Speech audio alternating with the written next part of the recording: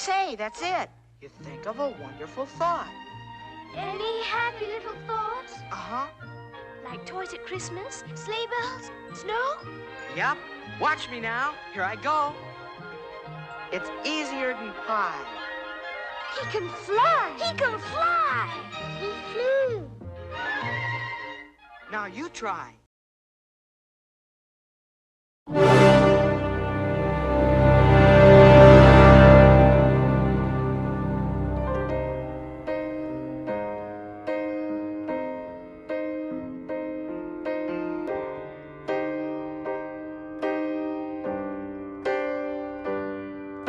This is the end.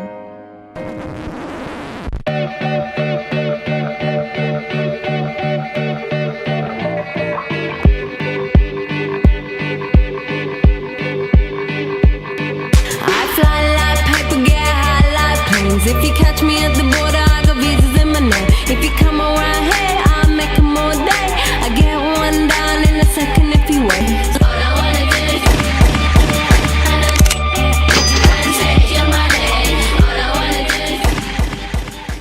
you know anything about planes? No, I don't think so. Why? We fly, no lie. You know this. Swollen, rise outside. It's like show. Do you know anything about planes? No, I don't. We fly, no lie. You know this. Swollen, rise outside. It's like show. Have you ever flown on a plane before? All right. Do you want to fly in a plane ever? Or are you scared? Or I'm scared. Me too. I feel you on that one. Okay, so there are 4 forces that act upon a plane. Do you know any of them? Okay, well, we have a little lesson. You have 4 forces. The one that propels it forward is thrust, shown here. This is a plane on a y and x axis, okay? What lifts it up is the lift. Pretty self-explanatory. What pulls it back, though, is drag, because we all know planes don't fly by themselves. What pulls it down is weight. That'd be weight of passengers, weight of the plane itself. Okay.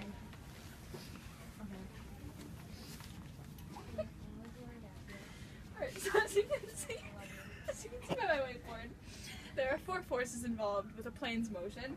You have thrust, which is pushing it forward, accelerating it into the air. That's its flight path, the direction it's going. You have drag that's holding it back, and that's like kind of the gravity of the air that's pulling it back. And the lift is allowing it to remain in the air. So now we go into thrust is a force, a change in momentum with time.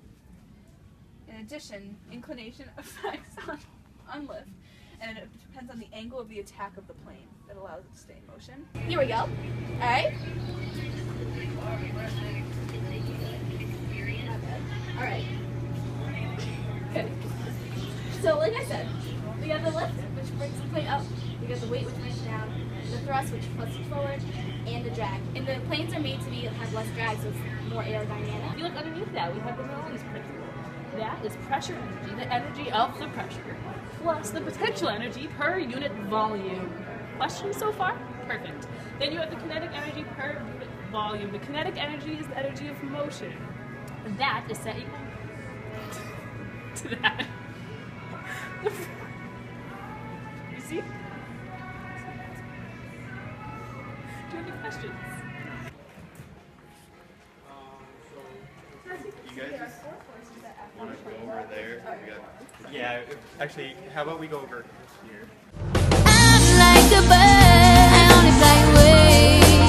I don't know where my soul is. I don't know where my home is. And baby, all I need for you to know is like a bird. So any questions so far? Nope. Alright. So thrust is a force, and that's a change in momentum with time. So what we're focusing on today is Bernoulli's principle, which states that the reduction in pressure occurs when fluid speed increases. So basically, pressure decreases when speed increases. Kind of makes sense? Yep. So do you fly anywhere cool, exotic? I went to California once. Me neither. I've only flown to Florida twice, so. Yeah, turbulence, right? Yeah. No, not so much that. It's just the whole feeling of being in the air and I can't. I like Malaysia. Yeah. You don't even know. I don't even know where I went. I feel you. I don't fly either.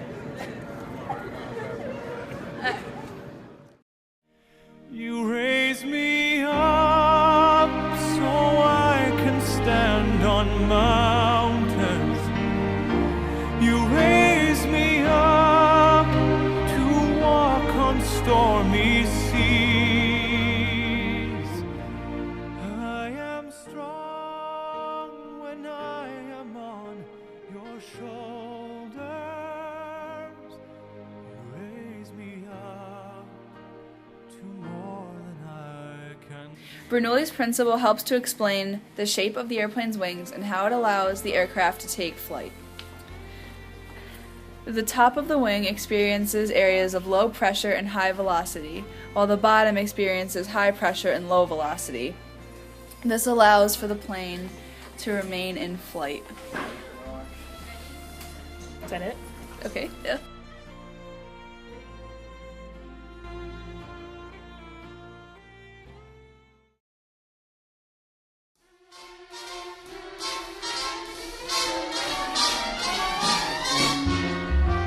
Come fly with me, let's fly away. If you can use some exotic booze, there's a bar in far Bombay. Come on and fly with me, let's fly.